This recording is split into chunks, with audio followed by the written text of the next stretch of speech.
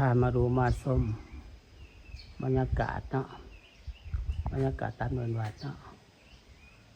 พามาดูมาชมบรรยากาศตามเดินวัดของบรรพหัสตามเดินวัด12 โมงปลายเนาะ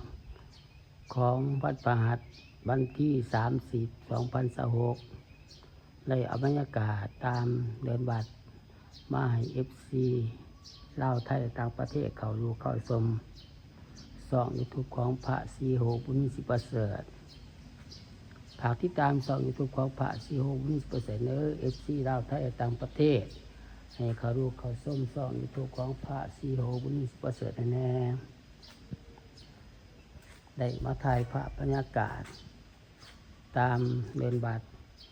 ให้ดูให้ชมไล่ถ่ายบรรยากาศตามเดินบัตรให้ดูให้ชม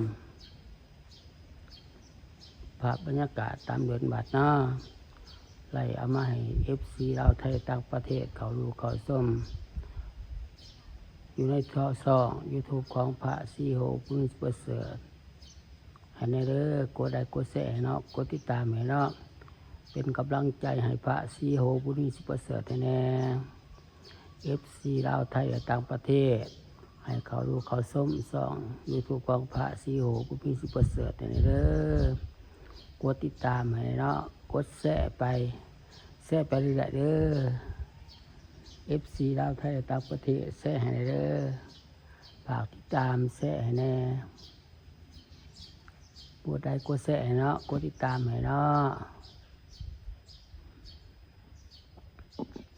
บรรยากาศตามเดินบัตรบรฟ้าบานห้างแห้งเลยเอามา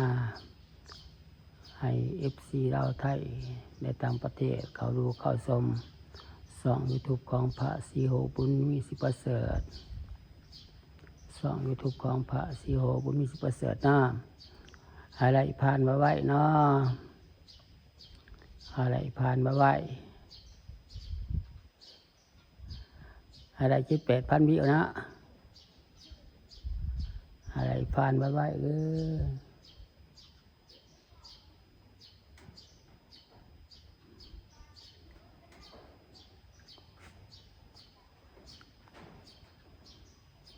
ฝากติดตามช่อง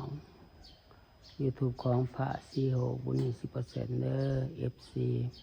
ลาวไทยต่างประเทศให้เขาดูเขาชมบรรยากาศ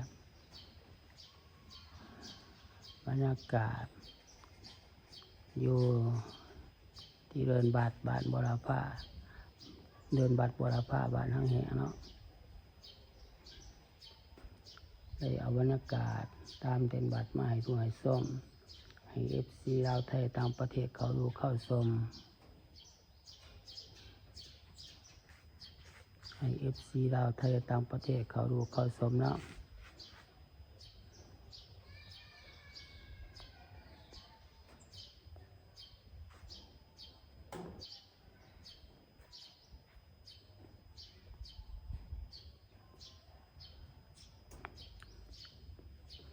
ให้ FC ลาวไทยต่างประเทศเขาดูเขาชมช่อง YouTube ของพระศรีโหบุญมีสิประเสริฐ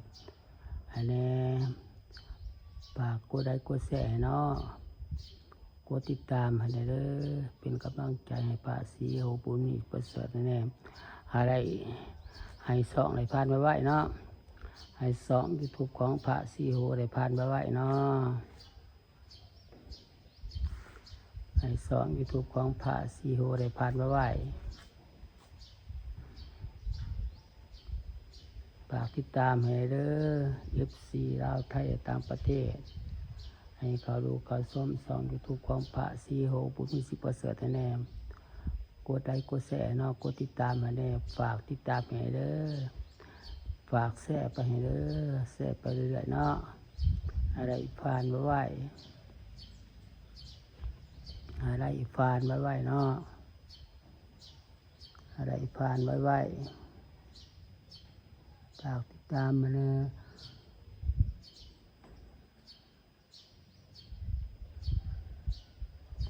ฝากติดตามให้เนาะ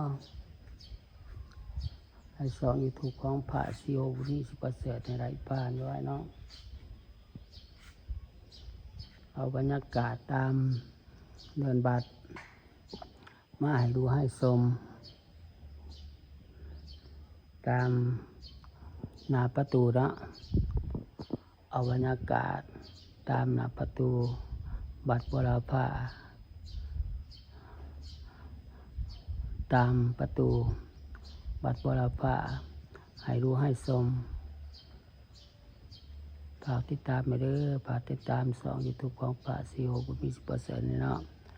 กดไลค์กดแชร์เนาะกดติดตามไปให้เนาะแชร์ไปแชร์เด้อแชร์อะไรเนาะ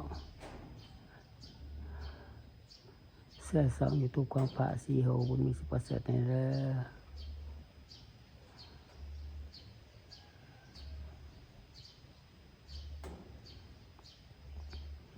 บรรยากาศตามทาง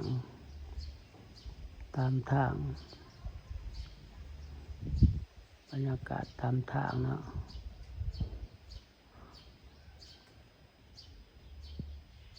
บรรยากาศตามบัดบ้า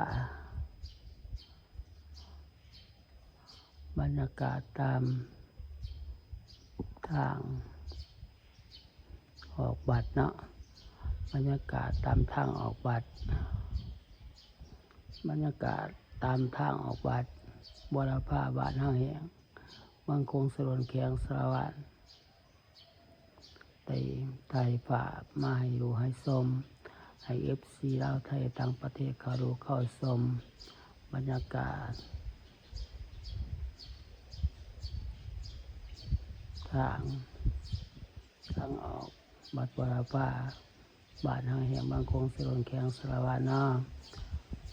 คลิปนี้กับพระสุโคราชไปก่อนบ๊ายบาย